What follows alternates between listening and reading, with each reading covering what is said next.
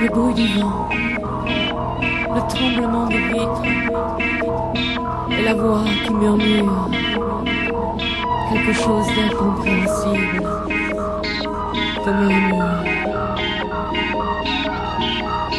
J'ai l'impression d'être là toujours. Maintenant, les ans, ou quelques minutes seulement, tout est comme égal, et dans un même temps, rien. Cette lumière blanche qui tranche, tel un couteau aiguisé, la vision que j'avais d'exister à jamais dans cette forme-là.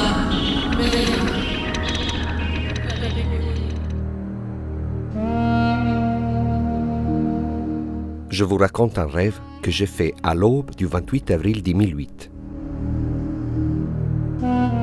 Je me trouvais à bord d'un train qui parcourait de nuit une portion ferroviaire parallèle à la mer.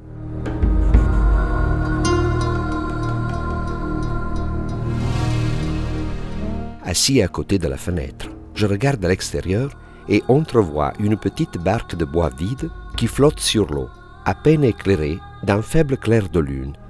L'embarcation, poussée par les flots et sans gouvernail, tourne sur elle-même, se soulève, s'incline d'un côté et peu après coule à pic. Je continue à regarder la mer à travers la fenêtre et un peu plus loin surgit une autre barque qui, après oscillation, disparaît dans l'obscurité des flots. Troublé par ces visions étranges, je décide de changer de place et, avançant vers la locomotive, je parcours quelques voitures jusqu'à en rejoindre une de première classe. Je m'assois sur un des sièges à l'entrée dans le sens contraire de la marche, mais ma quiétude ne dure pas. En effet, je me souviens que quand je suis parti, j'étais dans un groupe guidé par une certaine Irène, alors que maintenant, je me retrouvais inopinément seul et sans billet, car il n'y en avait qu'un pour le groupe.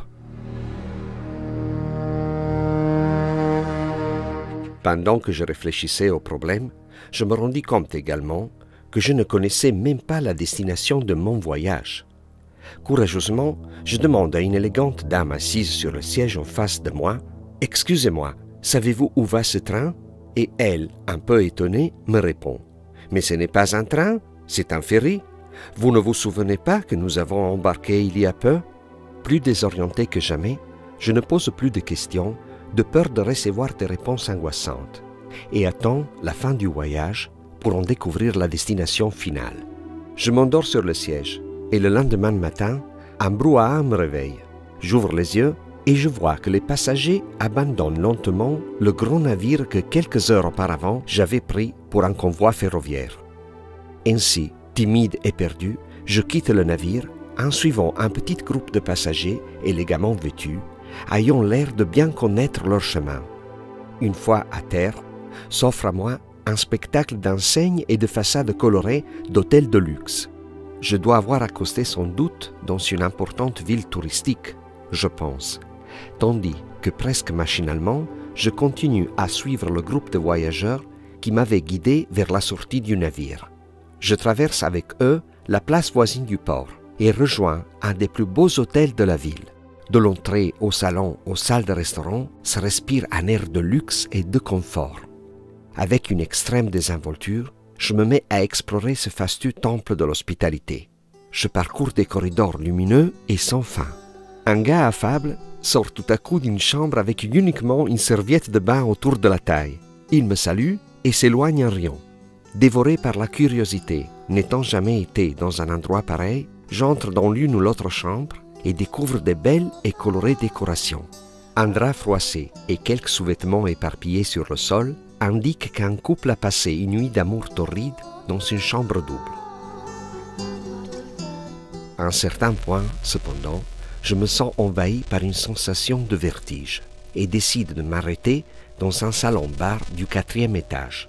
Je m'assois sur un canapé et, ignorant les hôtes présents autour de moi, je commence à entonner quelques vers d'une chanson célèbre. «È più diventa tutto inutile, più credi che sia vero, E il giorno della fine non ti servirà l'inglese. Tandis que je chante, le regard perdu dans le vide, je vois apparaître devant moi la longue silhouette de l'auteur de la chanson qui m'observe et m'écoute depuis quelques instants déjà. Et maintenant, me sourit avec bienveillance, opinant de la tête en signe d'assentiment. Son expression semblait vouloir dire « Maintenant, toi aussi, tu sais que même les endroits les plus confortables ne peuvent donner la tranquillité d'âme. » Tandis que nos yeux se croisent dans un regard de réciproque compréhension, je vois arriver, depuis le couloir à la gauche du compositeur-interprète, sa mère, suivie par deux autres personnes. Le musicien, toujours souriant, me salue e s'éloigne en leur compagnie. L'osservazione è il principio base della verità.